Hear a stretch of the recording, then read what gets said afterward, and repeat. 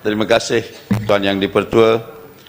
Untuk makluman ahli yang berhormat, Kementerian Belia dan Sukan telah dan sedang melaksanakan program pencarian bakat di peringkat akar umbi melalui kerjasama dengan pihak Kementerian Pelajaran Malaysia di kalangan kanak-kanak semenjak usia 7 hingga 12 tahun.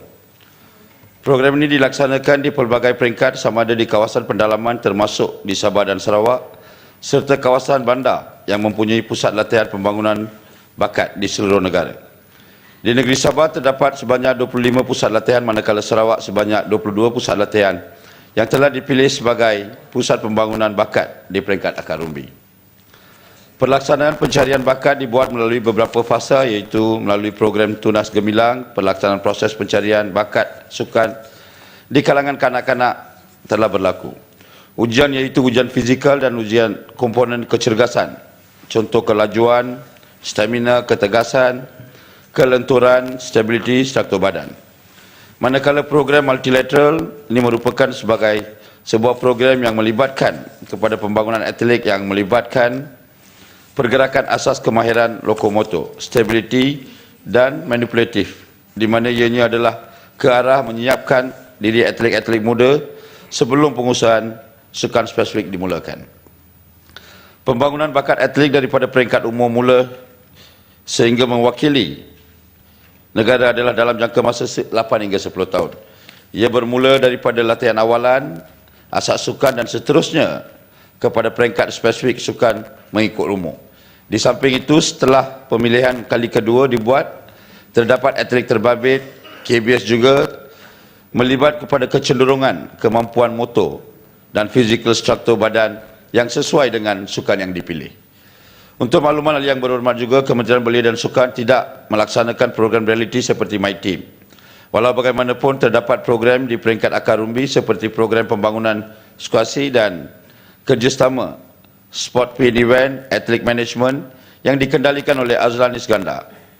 Program dilaksanakan di 10 buah negeri yang bermula daripada tahun 2013 hingga 2016. Pengisian program ini meliputi coaching klinik dengan izin, talent ID, sesi latihan, kejohanan Aisyah dan juga skrip skuasi jelajah Malaysia SSJM. Selain daripada itu, Kementerian Belia dan Sukan juga turut melaksanakan program pembangunan badminton dengan kerjasama Kelab Badminton Nusa Masyuri yang dikendalikan oleh Yang Berbahagia Dato' Misbun Siddiq dan Jalani Siddiq. Program ini bertujuan mencari bakat yang baru dan potensi di peringkat akar umbi dan akan dipilih menjadi pemain pelapis. Program ini juga memfokuskan dalam meningkatkan kedudukan ranking pemain pelapis dalam World Ranking dengan izin agar layak kejohanan besar dan berprestasi. Terima kasih. Ya, kena batangan. Terima kasih Yang Berhormat. Sedarkah Yang Berhormat bahawa saya setuju program pencurian ini merupakan satu pendekatan yang baru, dan sejauh setekat ini sejauh mana program ini telah dilaksanakan, adakah di peringkat negeri, di peringkat parlimen, dan berapa orang sudah yang kita boleh cari. Contohnya dari Kelabakan berapa, dari Kinabatangan sudah berapa, dari Kota Baru berapa, Baling yang ditemui, dan bakat bagaimanakah yang kita cari ini. Sebab mutakhir ini kita lihat, kita sudah ada bintang-bintang yang hampir menyinar tetapi tiba-tiba terbunuh di jalan raya, seperti berlaku baru-baru ini disiarkan di muka-muka akhbar, yaitu atlet berbasikal kita dirompu oleh band pengiring sendiri. Jadi tidak adakah SOP ataupun garis panduan ke arah mengekang supaya perkara begini tidak berlaku. Ini bukan pertama kali, berkali-kali kementerian harus ada komitmen dengan persatuan-persatuan sukan yang lain. Jangan kita persatuan sukan ini asik memikirkan ke arah bagaimana dia lebih popular. Yang kita harus tumpukan yaitu belia itu sendiri, sebab kita ada lebih kurang 8 juta belia di seluruh negara, dan daripada 8 juta ini 30 hingga 40% datangnya daripada luar bandar. Jadi apa usaha kementerian ke arah mempertingkatkan kualiti belia-belia luar bandar? khususnya untuk memastikan bahawa mereka juga tidak ketinggalan dalam arus perubahan. Sebab mereka walaupun di luar bandar, mereka berhak menikmati perubahan arus zaman yang moden selari dengan belia-belia yang lain. Ya, Sudah soalan sudah masuk. ya, Yaitu usaha-usaha yang dilakukan. Ya. Ini Putrajaya mungkin dia mau tahu nomor saya 26 Putrajaya. Ya. Jadi jangan lupa. Terima Jadi kasih. itulah usaha-usaha yang lebih konkret yang boleh meyakinkan kita mau belia kita berjaya dalam industri sukan, mau juga belia kita berjaya dalam kehidupan mereka. Terima kasih. ya. Sila, Ya Muhammad Menteri.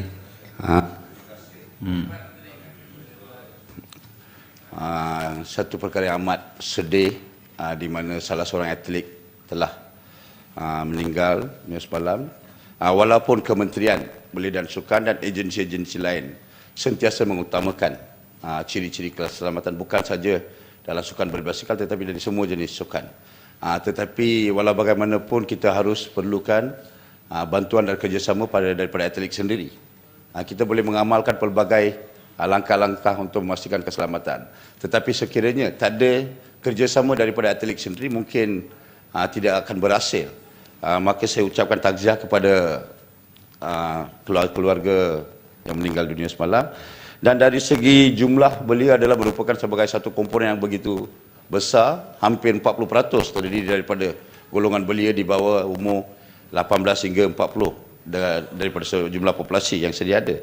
Dan belialah akan menentukan ala tuju negara pada masa yang akan datang, dan Kementerian Belia dan Sukan begitu sensitif dan peka terhadap pembangunan belia tanpa mengira sama ada daripada bandar atau luar bandar.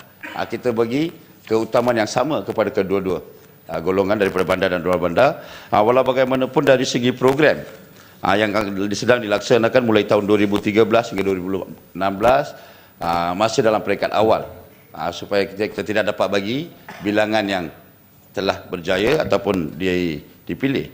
Yang penting masalah hari ini kekangan Kementerian Belia dan Sukan dari segi memilih belia-belia ini menyertai program seperti ini. Yang pertama dari segi kesedaran khususnya di kalangan belia-belia di luar bandar, dan yang kedua adalah dari segi pemilihan, kerana ramai hari ini khususnya ibu bapa berpendapat bahawa sukan bukan lagi sebagai satu aktiviti bersukan tetapi lebih daripada sukan, di mana menggunakan sukan sebagai satu aktiviti untuk memperkasakan ekonomi belia. Maka mereka memilih bidang-bidang ataupun acara-acara yang mereka ingin menyertai. Walau bagaimanapun Kementerian Belia dan Sukan telah dan sedang mengambil pelbagai langkah supaya belia-belia ini tidak tercicir daripada pembangunan sukan negara. Terima kasih. Ya. Datuk Ketua, terima kasih Yang Muhammad Menteri yang telah menjawab, dan tahniah ke Kinabatangan soalan yang begini baik dan diminati ramai. Yang Berhormat Datuk Ketua, kita tahu bahawa di negara kita sekarang ini sukan ini bukan lagi menjadi satu aktiviti, sebaliknya telah menjadi satu industri sukan. Kita lihat bagaimana ramainya ahli-ahli sukan kita yang telah memilih sukan ini sebagai career profesional mereka. Bola sepak, badminton, squash, tenis dan sebagainya. Dan tidak asing lagi kepada negara kita ini, kita mengambil jurulatih asing daripada luar negara untuk menjadi jurulatih dalam negara kita ini sebagai langkah untuk satu transfer teknologi dari segi sukan ni kepada ahli sukan kita. Soalan saya kepada Yang Muhammad Menteri, adakah kerajaan bercadang untuk memberikan kemudahan dari segi taraf penduduk tetap ataupun warga negara kepada atlet-atlet luar negara yang bertaraf dunia, jika sekiranya mereka ini berminat untuk berhijrah ke Malaysia ini, kerana pada saya dengan itu berlakunya transfer teknologi sukan yang direct kepada rakyat negara kita. Boleh jadi ahli sukan daripada Amerika misalnya diberikan taraf penduduk tetap di Malaysia ini, dia berminat nak duduk di Kinabatangan, duduk di sana. Mungkin dia boleh kahwin di Kinabatangan, dapat anak di sana, mendapat keturunan sukan, jin sukan yang bertaraf dunia. Itu satu cara untuk kita mempertingkatkan taraf sukan. Apa jenis sukan pun dalam negara kita. Panjang-panjang Soalannya, ini. adakah kerajaan bercadang untuk mempertimbangkan cadangan ini. Terima kasih. Ya, sila. Terima kasih Tuan Yang di-Pertua. Tujuan asal Kementerian Belia dan Sukan dan agensi-agensinya membawa jurulatih-jurulatih daripada luar negara supaya memastikan atlet-atlet kita boleh capai ke taraf antarabangsa. Dan ada juga agama yang menyokong berhijrahlah ke hingga China untuk mendapatkan pengetahuan. Maka tujuan itu untuk memastikan atlet-atlet kita mencapai satu tahap yang begitu cemerlang. Walaupun saya sendiri menyokong sekiranya diberi kerakyatan ataupun PR dengan izin, tetapi malangnya bukan bidang kuasa Kementerian Belia dan Sukan, tertaluk kepada Kementerian Dalam Negeri. Terima kasih. Ya. Terima kasih, Datuk Speaker. Pagi ini kita baca newspaper Kemalangan kepada pasukan berbasikal kita. Jadi Menteri mengarahkan supaya mencari kaedah-kaedah apa macam kita mau mengelakkan kemalangan seperti ini berlaku lagi. Jadi kalau cara kita berbasikal di jalan raya, memang akan datang banyak maut di jalan raya. Jadi mungkin kementerian sendiri memikirkan sesuatu. Macam di Australia, Datuk Speaker, jalan raya dan diganding dengan jalan bicycle dan motorcycle. Adakah kementerian bercadang untuk mengasingkan bicycle dengan kenderaan besar-besar ini?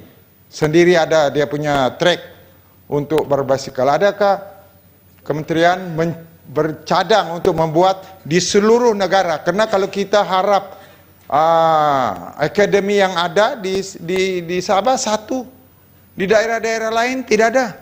Jadi saya mau tahu adakah perancangan yang berkesan untuk atlet-atlet kita. Terima kasih. Ya, Menteri. Tuan Yang di-Pertua, seperti mana saya telah maklumkan kepada Dewan Yang Mulia ini, Kementerian Belia dan Sukan sentiasa mementingkan ciri-ciri keselamatan. Ciri-ciri keselamatan adalah diutamakan. Tetapi yang pentingnya kerjasama daripada atlet sendiri. Kalau tidak, walaupun kita mengamalkan pelbagai ciri-ciri keselamatan, tanpa kerjasama daripada atlet sendiri, mungkin kita tidak dapat mencapai matlamat. Walau bagaimanapun pandangan ahli yang berhormat akan diambil sebagai satu cadangan dan pandangan yang serius, dan Kementerian Belia dan Sukan akan memberi pandangan serius terhadap cadangan beliau. Terima kasih. Terima kasih.